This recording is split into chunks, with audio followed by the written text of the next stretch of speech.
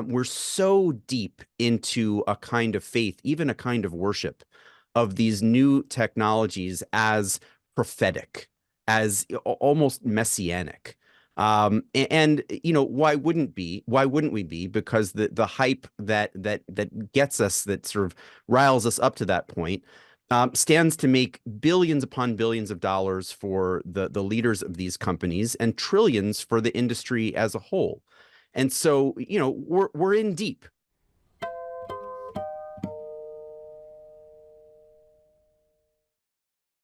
Welcome back to Cambridge Forum, coming to you live via Zoom. I'm Mary Stack, the Executive Director, and today we're continuing our series on AI, servant or master.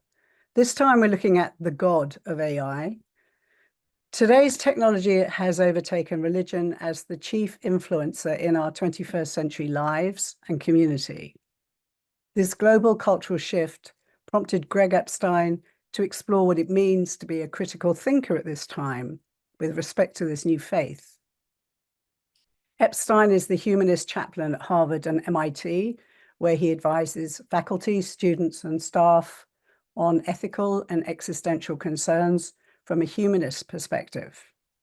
His latest book, Tech Agnostic, he encourages to reassert our common humanity, to regain our free-thinking critical perspective, and to resist the seductive allure of technology.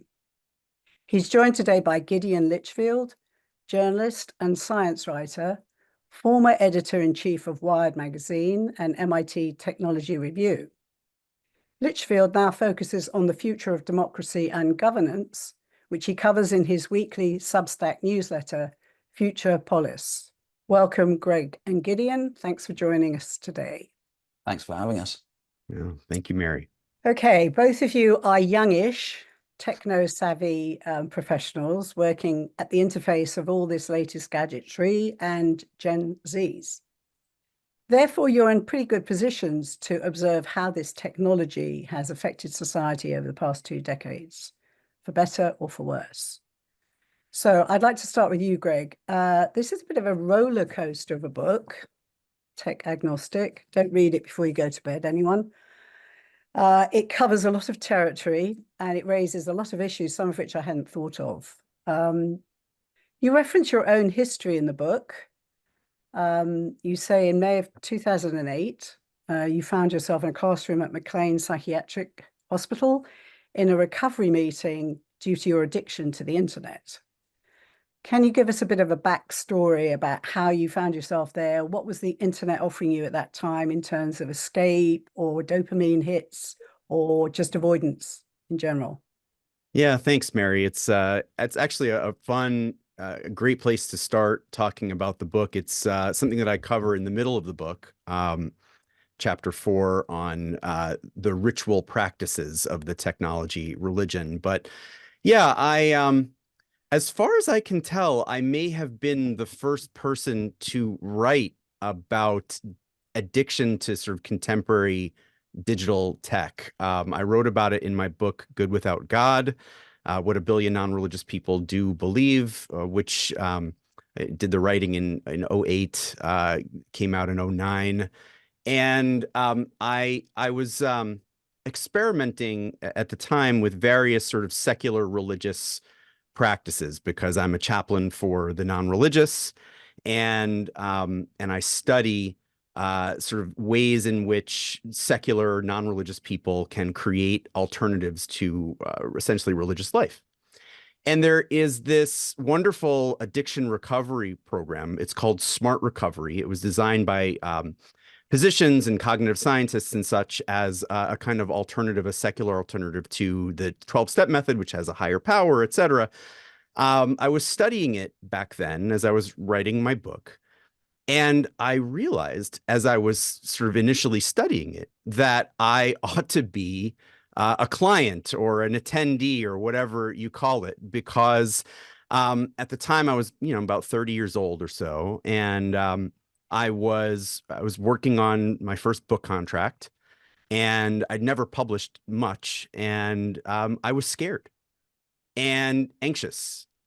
And the internet was a really good balm for my fear and my anxiety. I grew up really avoidant of like drugs and alcohol because I got this idea when I was young that I had an addictive personality. But I never figured that the internet would play that kind of role. But I found myself, because I was scared, because I was uncomfortable, just the most standard, mundane, boring stuff.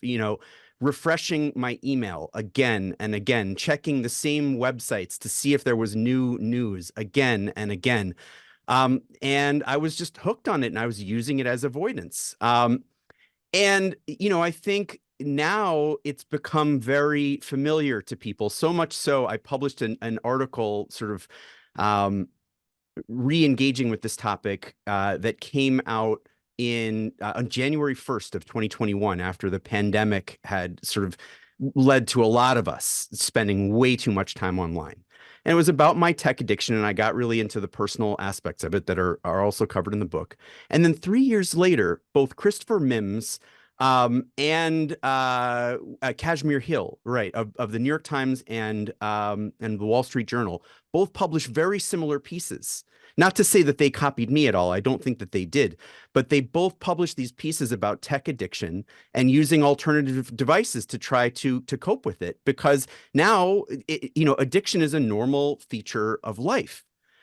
And so the question that I have, if this is sort of a ritual for us now, it binds us. Durkheim talked about rituals as binding us to our communities, and our digital rituals, by which we, genuflect before our stained glass black mirrors multiple hundreds of times a day on average. What do they bind us to? Sort of to one another, I guess you could argue that. But really more directly, they bind us to the tech. They bind us to the myth of Silicon Valley. They bind us to the myth that we're all participating in some magical hockey stick graph of profit and expansion. They bind us to more tech. And we're all addicted, or many of us are. So did you come away at the end of whatever 6 weeks or whatever that call was, feeling that you had coped with it and that you're now able to turn it off and you have a healthy Well, relationship? yes and no. That's a great question. So, as I write about in the book, in both books actually now, um, the smart recovery method did give me a lot of tools to sort of cope with the kinds of feelings, difficult emotions, difficult experiences that lead us to seek comfort through addictive behavior.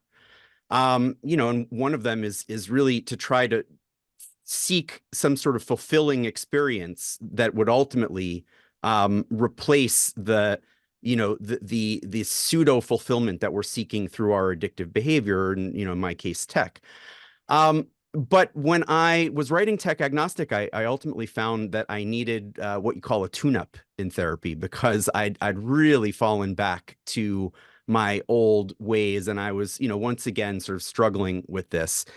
And one of the ways that I was able to really refresh and renew my perspective on the tech, and feel like I wasn't addicted anymore. And now I'll have moments where I click a lot and I refresh a lot, but I don't feel as addicted as I used to. I got there through techniques that I learned from eating disorder treatment experts that I interviewed for the book, a wide range of them. Because I got this idea as I was writing that if it is an addiction, it's not something that most of us can afford to go cold turkey from, the same way that we can from, heroin abuse or a crack cocaine, right? Like, I would certainly recommend cold turkey from such things. My mom tried and failed, and then ultimately succeeded to go cold turkey from cigarettes for many years after my dad died of lung cancer. But you can't go cold turkey from tech in this day and age. I certainly can't. I doubt most of you can either.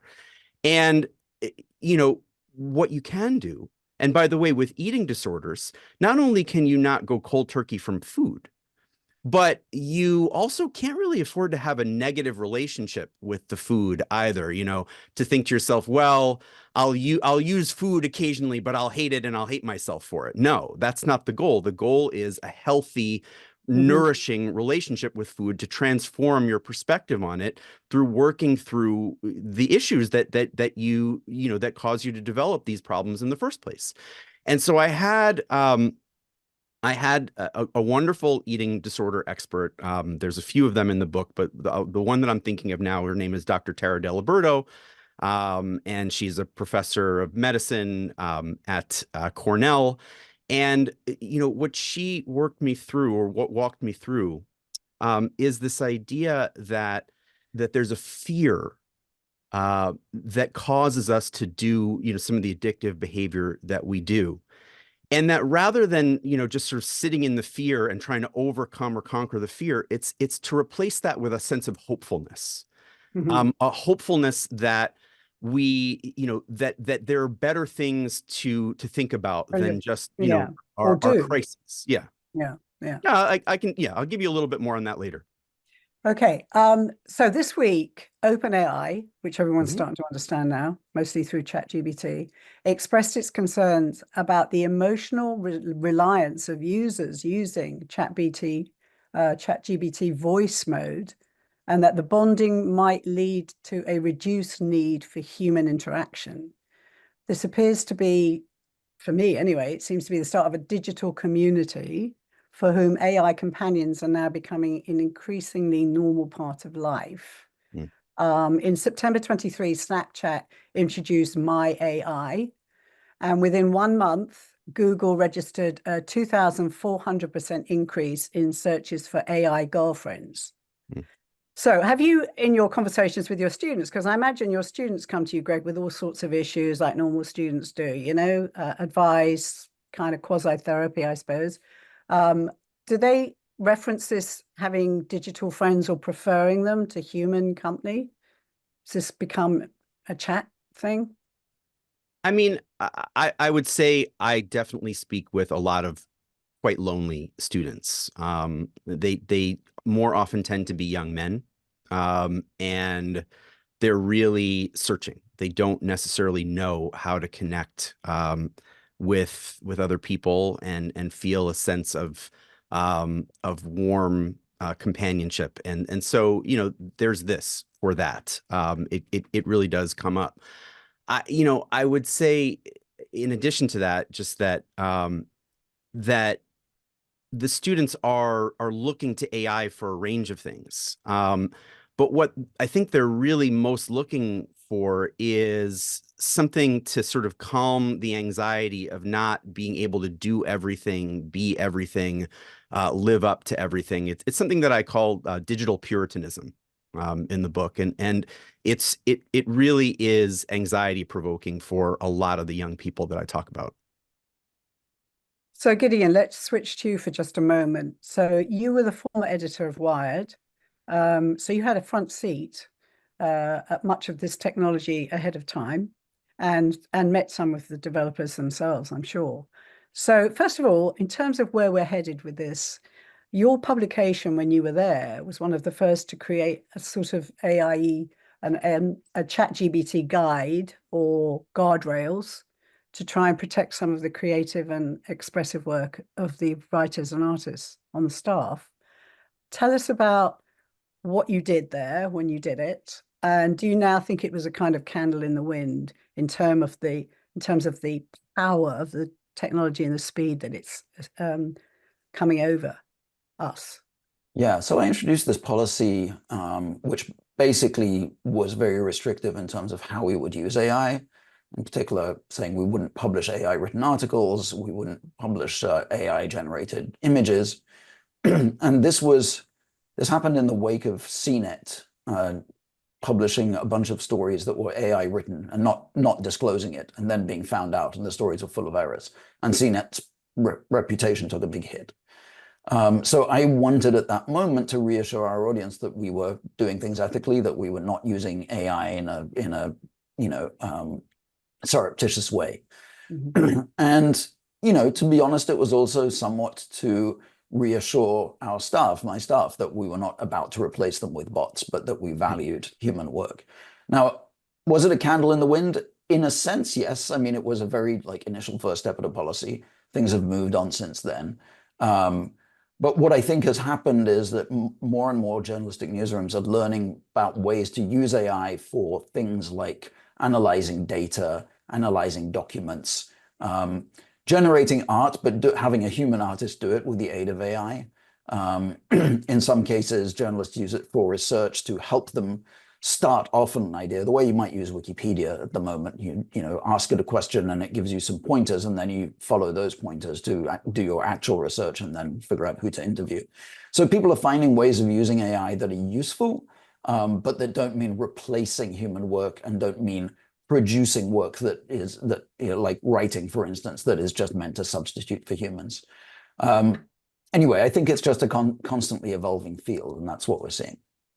So one of the problems I think you found with it was that it was generally mediocre, the writing that it did.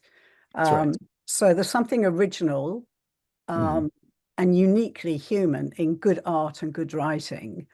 Do you think we might lose that if we give over too many of these tasks? The ones that give us fulfillment and satisfaction, hand that over to a bot?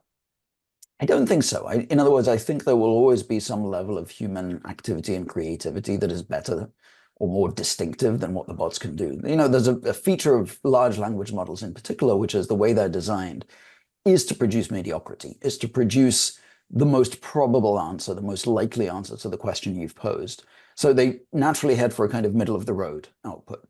And human genius is in finding the extremes, finding the unexpected, going where the algorithm would say you shouldn't go.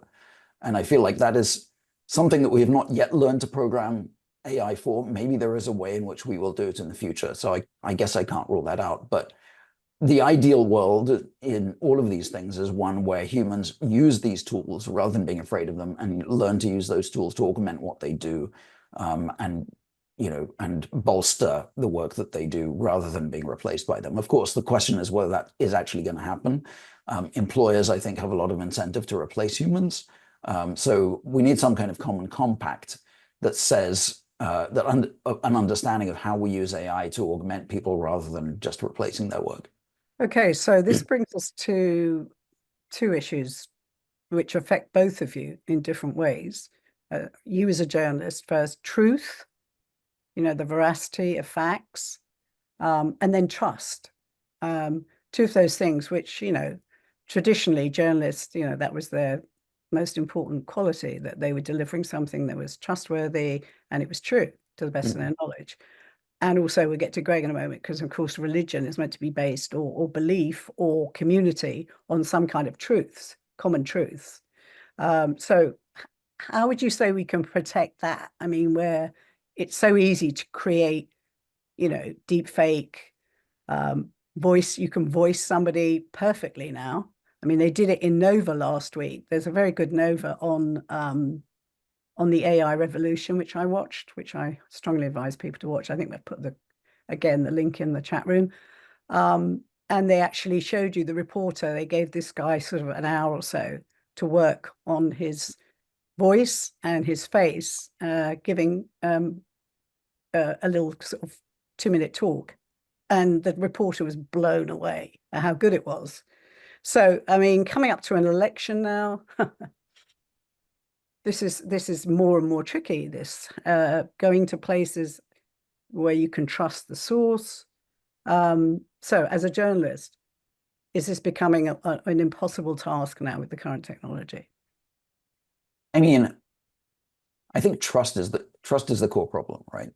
I often think about this with comparison to the emergence of the Gutenberg press. So, you talked about religion just now as requiring a source of truth and a source of trust.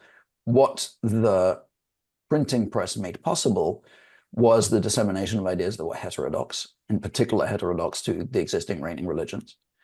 And that caused a huge disinformation problem. So, in the 15th century, in the 16th century, there was a lot of stuff going around that people were able to publish that they weren't able to publish before. And there weren't reliable ways for people to know what to trust. And it was only over the next century or century and a half that institutions emerged that one way or another established trust, what we would now call the gatekeepers, media publishers, book publishers, universities, the kinds of institutions that people somehow trusted to have a handle on truth because they trusted the processes that those institutions carried out. And of course, that continued up until about the mid-20th century. But let's also remember that in between that period, there was a time when news publishers, particularly in the US, were controlled by the oligarchs of the day, the robber barons, who whose newspapers had all sorts of skewed political opinions. The idea of the neutral, objective media is something that very much emerged post-World War II. So that kind of era of trusted media is itself a bit of a blip in history. Where I'm going with all of this is that I feel like societies have a need for trusted sources. People feel like they need to trust something. The thing that they trust is not necessarily reliable. It's not necessarily a source of truth.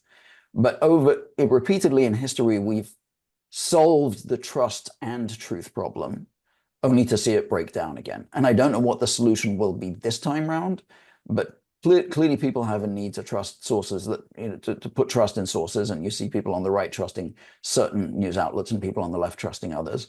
And I don't know the solution to how we reach a common source of truth there. But I suppose the optimistic take is to say that if it's happened in the past, we will find a way of doing it in the future. Over to you, Greg, on this same question. I mean, so as Gideon was pointing out, right, this idea that that some sort of neutral form of media is a blip in history. Let's look at what surrounds the blip, right? People have, for all of recorded and unrecorded history, for that matter, seemingly had great difficulty determining what exactly is true. And religion has been at the forefront of this, both in being for some a tool towards seeking spiritual truth, if you like that idea or that term, but also for putting out ideas and disseminating ideas that for a humanist, a secular person like me, are ripe for criticism, right? Unsubstantiated divinities, possible hypothetical future and past worlds, the interaction, human interaction with angels and other spirits, right? Billions of people have a deep kind of faith in these things. And I'm not actually, I didn't write my book Tech Agnostic to sort of slay some sort of dragon around that, right? I'm not an anti-religious person, although I am a non-religious person. What I'm concerned with is, in our time, truth matters very deeply to me, and the pursuit of truth and honesty matters very deeply to me. And I actually do think that in a world where a humanistic worldview had become more popular, more prominent alongside, let's say, reformed religious perspectives, because I'm not against all religion, but I do prefer reformed religions to unreformed ones. We were sort of slowly creeping towards a place in which it was more possible to determine truth and where, some greater consensus were possible. But, that's why AI and the sort of suite of technologies around it seems so religious to me, because, what are we doing with some of it, if not going back to a time when it was, in fact, harder to determine what was true and what wasn't, and where we felt that we were interacting on a constant basis with sort of ineffable presences, with ineffable concepts and the workings of which we did not understand. That's the potential downside, or certainly one of the potential downsides of what we are now so crazed about. So I think there's a couple of things there. I think, the trust and fact, two different things. So there wasn't, in these historical examples you're quoting, which of course are valid first of all, the scale of things was much smaller. Mm-hmm. There wasn't a global hit that went viral in 5 minutes. But also there wasn't an industry of disinformation on the scale. I mean, it's actually a massive industry now. So that's one thing that worries me greatly. I mean, you know, some humanists like myself would probably remark, you know, and I don't necessarily know that I would agree with the extreme perspective, but they, you know, they might say, well, the Bible itself was an industry of disinformation. I mean, you know, it's one has to really weigh like what is good information and what isn't, because, you know, we don't have universal agreement on it. Agreed. But you must admit that you can create a media circus, which results in things like an attempted coup. For sure. In Washington. For sure. Which is That's why, pretty you know, serious stuff. this, what I say to my religious colleagues, you know, I'm a chaplain at Harvard and MIT, and you know, we've got maybe 50 of us chaplains at Harvard and another 30 or so at MIT.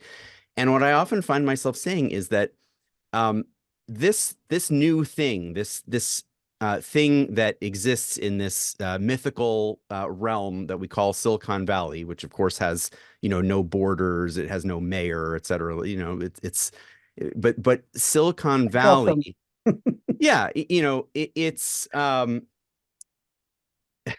you know, that's the issue. Anyway.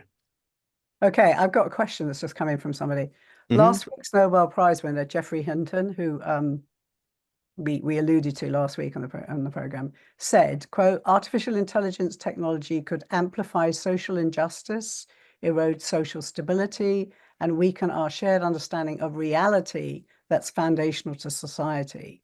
Do you agree with him, and how can we minimize these issues? So both of you can answer that if you wish.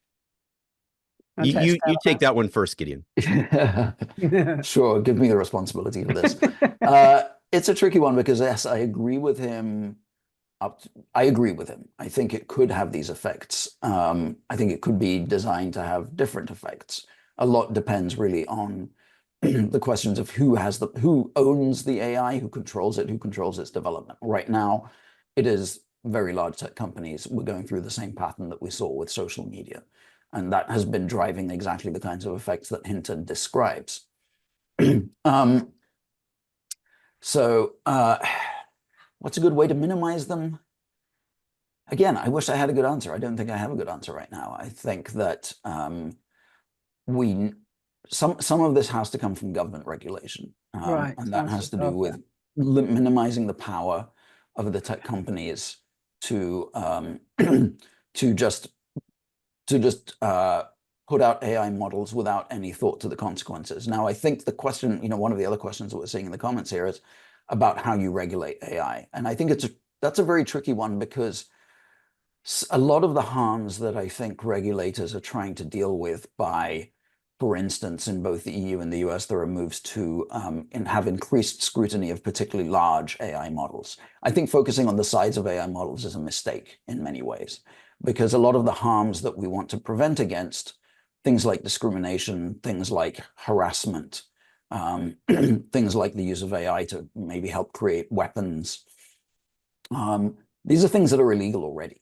And the problem is not so much which tool you use, but how you enforce those laws. And that's about, you know, giving regulatory agencies and police forces the kinds of tools that they didn't used to have before for investigating, just as they've had to learn how to investigate financial crimes using cryptocurrency, just as they had to learn to investigate online harassment in the early days of the internet. So I do think that a lot of the problems of minimizing these harms have to do with moving away from just a focus on passing the right laws, and instead putting much more effort into how those laws are enforced and what resources the enforcement agencies have to deal with these problems. Then there are the problems that are created by the AI models themselves, and these things that we're talking about today, about, you know, people's reliance on AI companions, or their addiction to using AI bots and to using the internet in general. And I have fewer answers on how to deal with that. I think some of it is education, some of it is refactoring the way that companies use our data and our ability to control the data that they collect on us.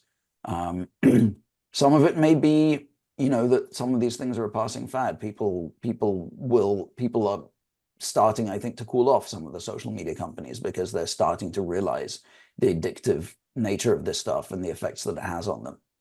Well, I do think one of the interesting things you've raised that actually, and the amount of places in the world and states that are starting to take phones out of school, right, which just shuts down the amount of screen time that the actual kids are exposed to.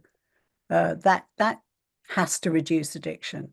Just the actual having it there all the time. If it's not there, they'll do other things. And the kids I've seen interviewed say they enjoy it more.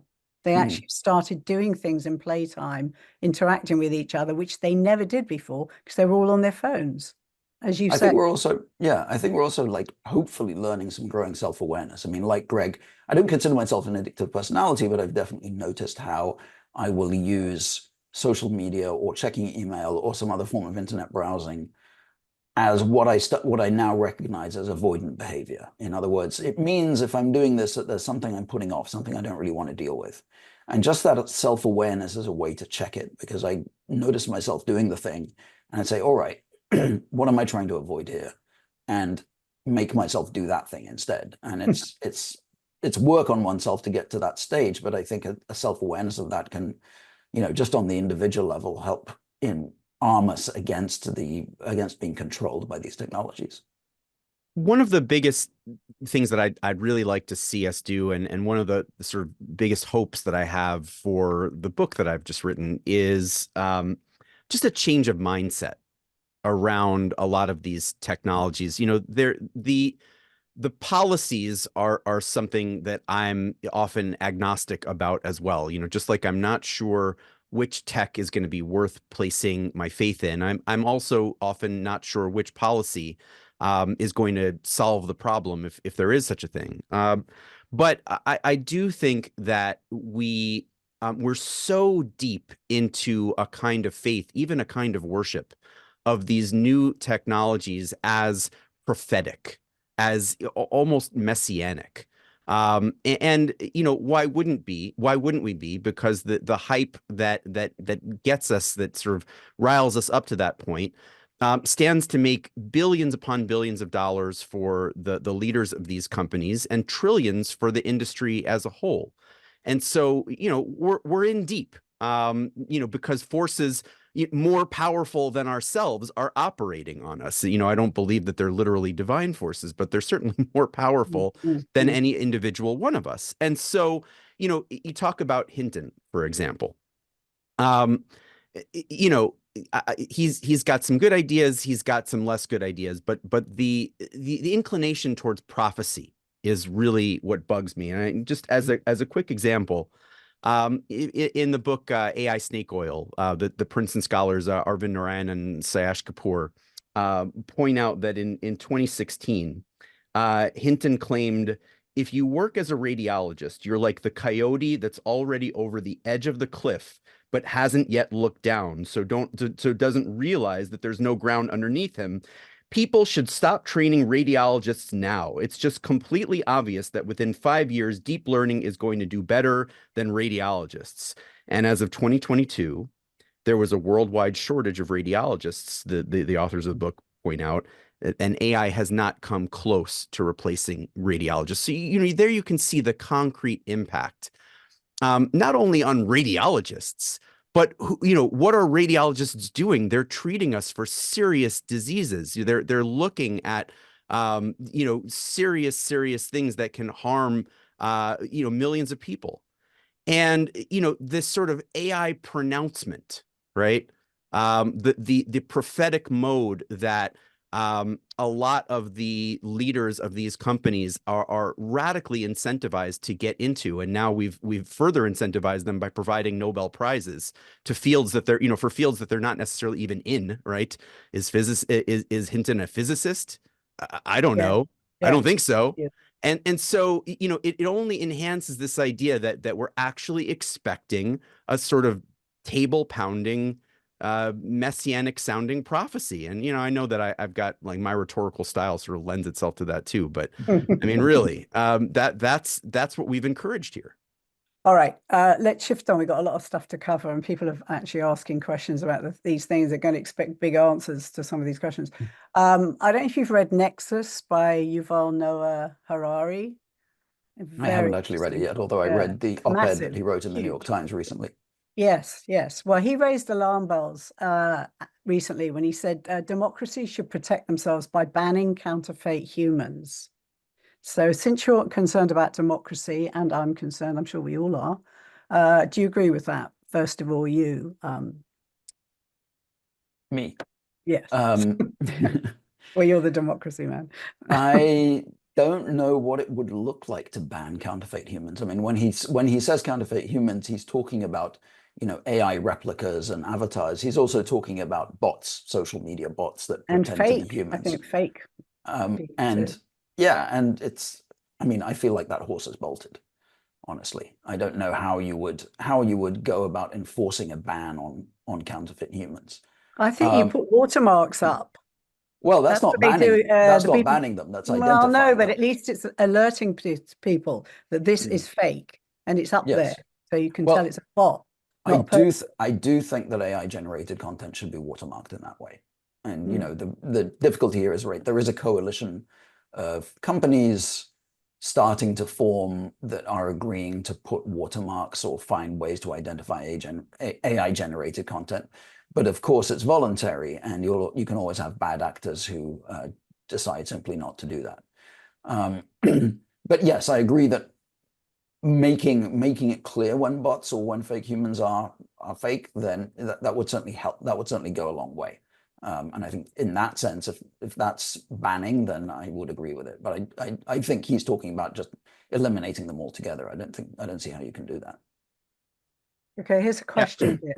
Oh, did you want to comment on that, I Greg? mean, I would just point out, I'm making an analogy to religion, but and in some ways saying that that this stuff really has become a religion, and in religion, just give you think about it, there is tremendous incentive to create fake stuff. You might genuinely believe that your religion is true, and if that's the case, I have no problem with you. But then think about all the other religions, right? There's a genuine incentive to create fake stuff to manipulate people, and we've now got to sort through what's real and what's fake, as we've had to for centuries immemorial, right? But this stuff is clever in a way, or it's produced cleverly in a way that some of that stuff hasn't quite been, and now we're in a bind. And what I'm advocating for is not necessarily, a complete ban of this or that, although some of it might actually help, but we've got to change our mindset. If you had a thought that you were being taken in by a new religion that had billions of new members and that was sort of putting its weird ideas on you, you'd have an intuitive sense that you needed to be more skeptical than that. But we're not intuitively more skeptical of many of these technologies, and we need to be. It's interesting that you say this. I've got a quote here. As you were saying just now, Gideon, about this large en masse experiment being carried out in an unregulated way on a very large scale. Mira Murati, who's the former chief technology officer at OpenAI, said, if we design them the wrong way and they become extremely addictive, we could sort of become enslaved to them. So that changes the whole power dynamic now. We're not playing with the companion. The companion's kind of telling us what to do. And is that an overstretch, do you think, or not, considering what happened, as I said, in January 6th, 2021? What do you think? I mean, yes, I think we have already been enslaved to social media for the reasons we discussed, the addictive nature. Now, that's because of the designs of the social media platforms, that their whole incentive is to keep you using the platform for as much time as possible. And so it engineers these little micro dopamine hits that you get every time you're seeing a post, having a post liked, shared, the constant feed of interesting stuff, the algorithm designing things that will pique your interest. That's a very particular business model, and it doesn't have to be that way. And there are some people doing research on what would a measure of a measure be that you could use to measure people's, sorry, I'm messing this up, but what would a metric be for people's use of a social media platform that wasn't based on maximizing how much time they spend on it, but how much utility they get out of it? In giving them value from using it, not just trying to addict them to it. And you could imagine doing that, I think, with an AI companion, because there it's much less about getting dopamine hits. So what would it look like to design AI companions that you spend time with and you feel you get some benefit from? Maybe they themselves are designed to help calm you down, to notice when you're stressed, when you're spiraling off into extreme thoughts, and gently try to guide you back. I don't think it's impossible. It's certainly possible to create that, and I don't think it's beyond the bounds of possibility that that could be a business model for companies that are developing these bots. Ironically, though, Gideon, what you're describing sounds quite like the way that the advertising has gone for this pendant called friend.com, which, you know, is sort of that way, right? The young adults in the commercial for this, they tap their heart, and they have this meaningful seeming interaction with the essentially ChatGPT, which is, you know, the pendant is being filtered to it. And you know, and in fact, the founder of this company has even said in his press tour that it's meant as a kind of replacement for God. That it's meant for as a replacement for the relationship with God, where in the past, you know, you'd be wandering out in the desert and you'd be thinking, you know, dear God, what should I do? Right. And now, you know, you're saying, dear friend.com, dear AI pendant, what should I do? And you know, the question that I have is, could we not spend more of our time, more of our energy societally on improving our human relationships? I mean, why does it, you know, why do we even instinctually go to the tech? You know, that's certainly profitable to do, but I don't know that it's wise. That you might be getting all these nice things said to you and they all touchy-feely, calm down. But the mythology is it actually cares about you, and it doesn't. It doesn't care about you. It's not an entity. And I think that's where it fails. And that's where these relationships fail, when they suddenly don't deliver. You know, the idea that this is going to be some sustaining, fulfilling relationship is just marketing. I mean, it's parasocial marketing, right? It is. To be contrarian, I suppose my argument would be that it's not one or the other. If people develop relationships of a kind, I mean, I think I even hesitate to use the word relationship, but let's use that word for want of something better. Relationships with these bots. And if they find some value in that, but they can still also have human relationships, and maybe they start to appreciate the differences between human relationships and relationships with a bot, then I don't think it is necessarily it's necessarily destructive. You know, again, you could program a bot to encourage you to spend more time with people. It's very much about what guardrails there are and how those things are programmed to behave. I mean, I'm agnostic about what you're saying there, Gideon, if you see what I did there, but but I will say this, you know, it to me, it reinforces the religion comparison, the religion metaphor, the religion statement that I'm making, because what you're describing sounds extraordinarily like what some of my religious friends would call a prayer life, right? You're talking to a non-human entity in a way that sort of feeds back, you know, some of your own assumptions and other people's assumptions. And you're developing a relationship in order to, you know, change your experience of what it means to be human. And I'm not against that entirely, but Sure. I just want to acknowledge or point out the profound religiosity that I see in some people's relationships with these AI chatbots. There's a point you raise in the book, Greg, because you talk about the amount of time a person that's involved in a faith-based church or institution spends per week and you compared it to the amount of time that a person spends online, and it's much more of religious kind of following. I mean, that, there's examples in the book of people where they've got a third person, they've got a relationship, a human one, and then they've got this other relationship, and it's a big part of their life, having Well, this real. yeah, I mean, that's what concerns me, is that, for example, sociologists have studied different aspects of religion quite a bit. And, the prayer life stuff is not necessarily what actually works to make people better, to make them live better, feel more fulfilled, etc.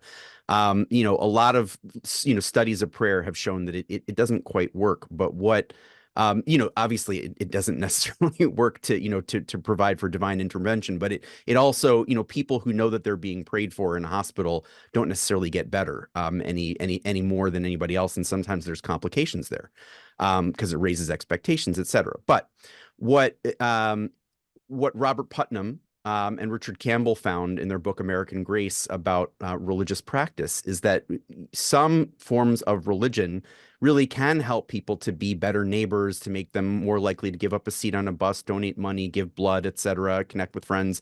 And the reason is because they're in a congregation of people, they participate, they're encouraged to do so, they meet face to face with people in a meaningful setting, and then they do so. And even profound atheists who are, say, there in the church or the synagogue with their spouse will get that positive effect as well. But big believers who don't go to the congregation don't. And so I'm worried that, we're doing the wrong part of religion here. If we're going to do a part of religion, let's do the human community part. That's very true. Actually, there was an article a couple of weeks back in the New York Times about Grace Cathedral in San Francisco, and they've started an artsy activities club membership thing at the Grace Cathedral for people that aren't believers. And now they've got a higher membership in the arts and activity club than they have attending the services. And the Quite people literally, welcome to my life. Yeah, but they said they love it. They love doing yoga in a sacred space or whatever, and they feel good because they're connecting with other people, which is coming back exactly to what you said. And the guy, the dean or the whatever, I think he's the dean or the bishop, said he doesn't care what people take away so long as they're coming together and getting something good out of it.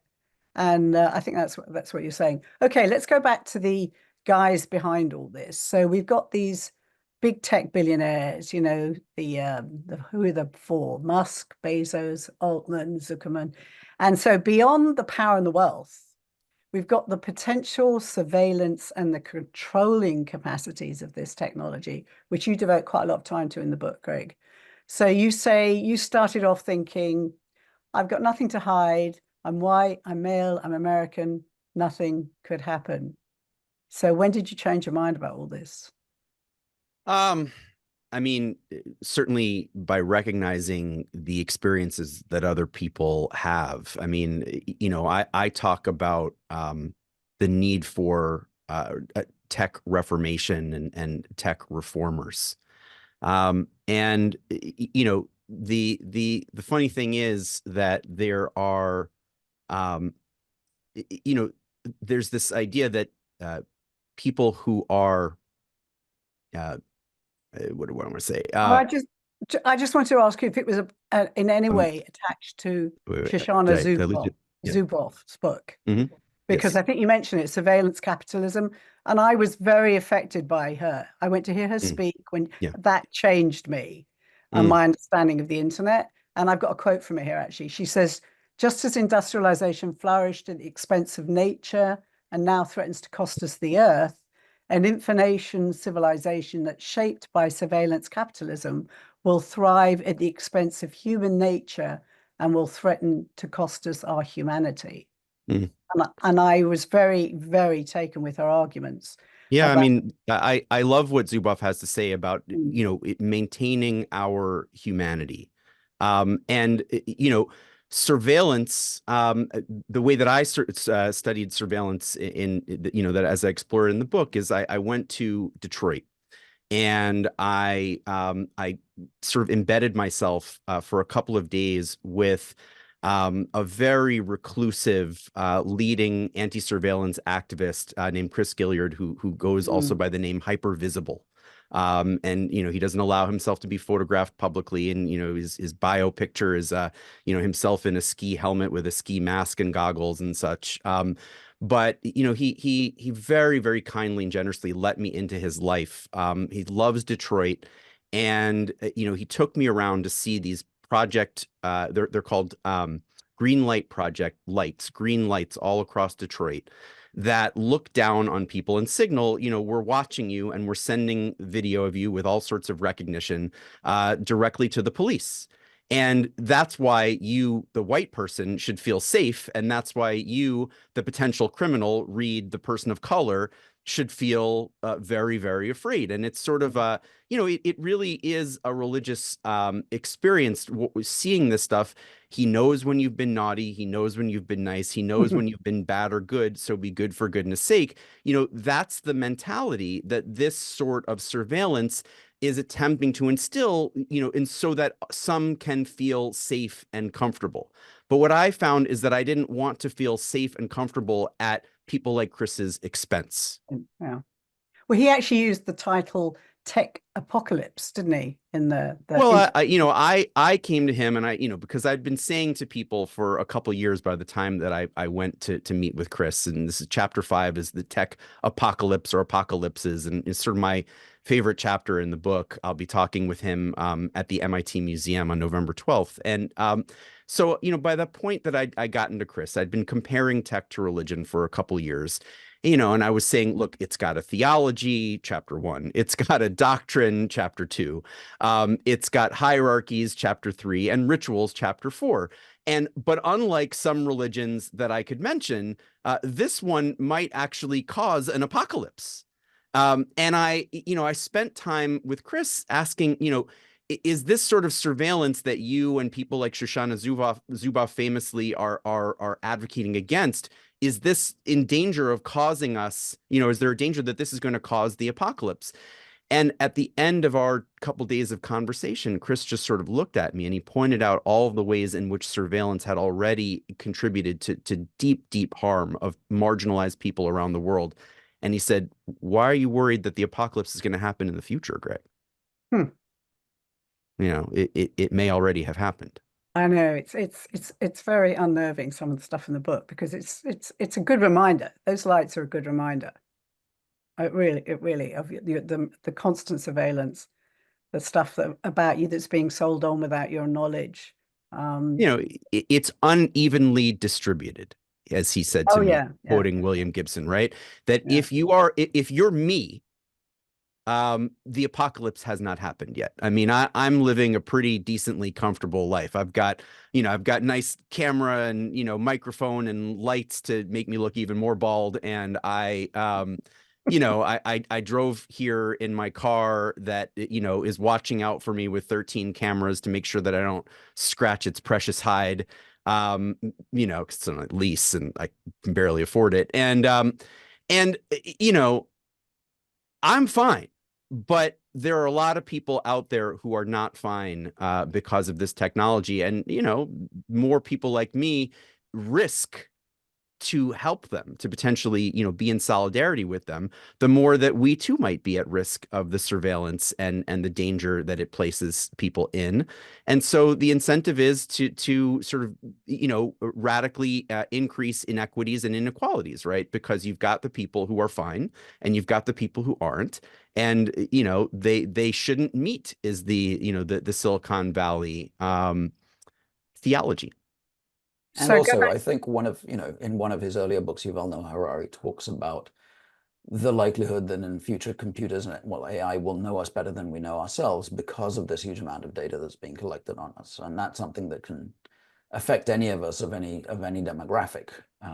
If those algorithms are then being used to influence us and manipulate us into decisions that we aren't even aware we're taking, or if they're predicting decisions we're going to take and heading us off or changing or responding to us in certain ways because of that, it's a loss of agency. It's a loss of free will.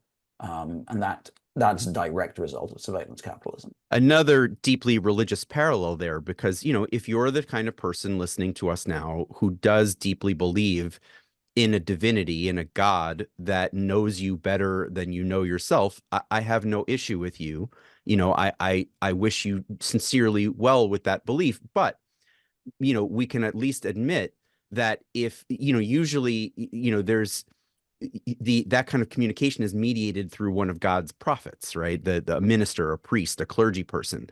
And if that person says that they, as an agent of God, know you better than you know yourself, now you're in line to really be manipulated.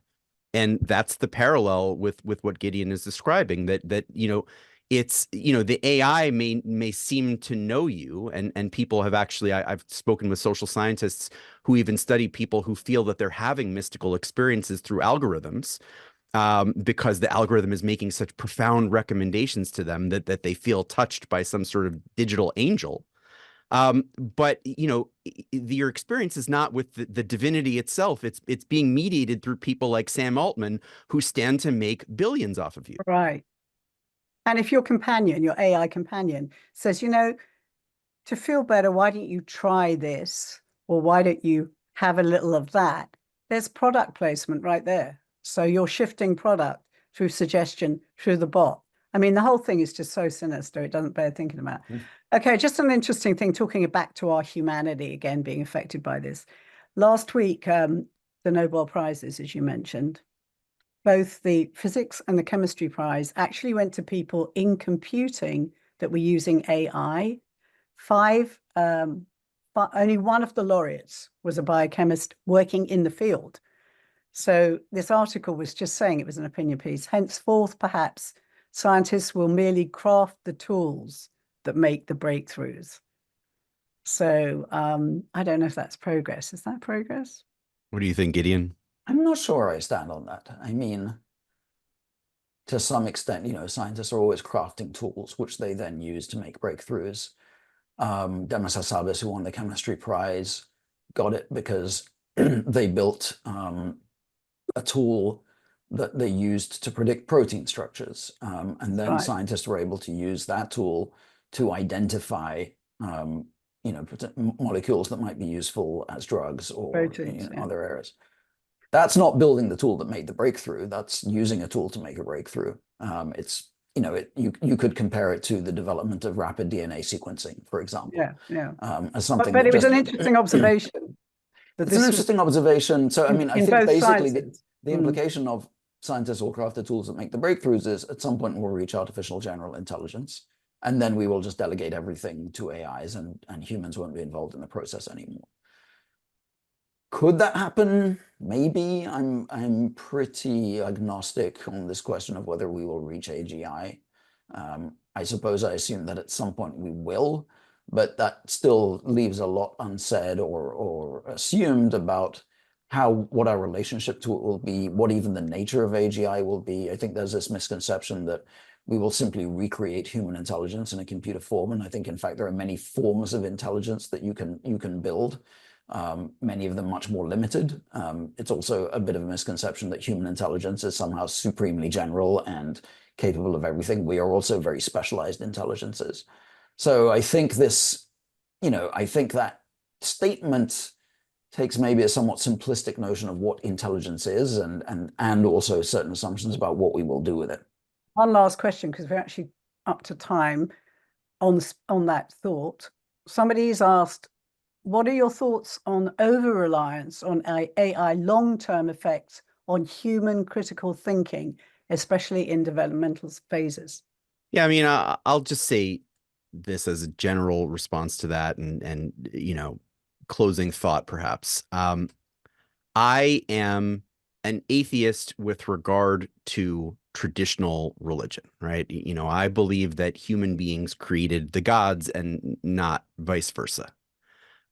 But I am, when it comes to what I call the tech religion, I'm merely an agnostic. I don't profess to know exactly which of these technologies, which of these ways of interacting with tech will prove worthy of our faith. But I do say that, treating, all of the big leaders in this field and all of their latest creations as prophecy is quite dangerous. And we need a shift in our mindset so that we can, even if we need to slow down, so that we can determine what's really worthy of faith and what isn't.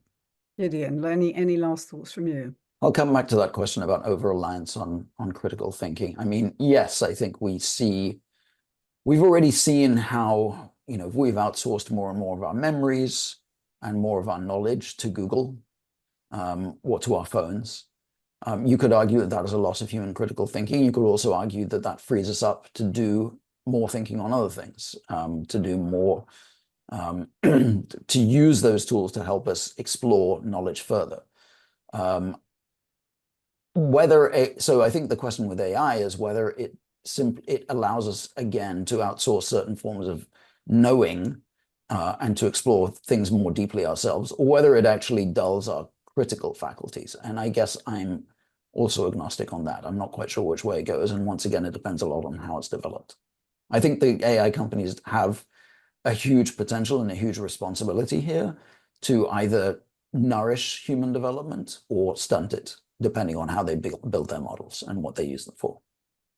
Okay, well, an hour has gone by. Very, very, you stimulated a lot of areas and brought me further questions, and I'm sure you did that for the audience. And that's a good thing. I think we have to be, as you said, on it. What's it doing? How is it affecting us? Do we like it? Do we want less of it?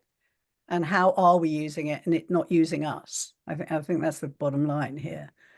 So Greg's book is Tech Agnostic. He's going to be speaking all over the place about it, I know. So if you want to get a crack at him live, you can. Okay, so Gideon, you're there on the West Coast. Gideon Lichfield, former editor-in-chief of Wired magazine. Greg, you're there in Cambridge, I'm sure. Thank you both very much for your time and your comments and expertise today.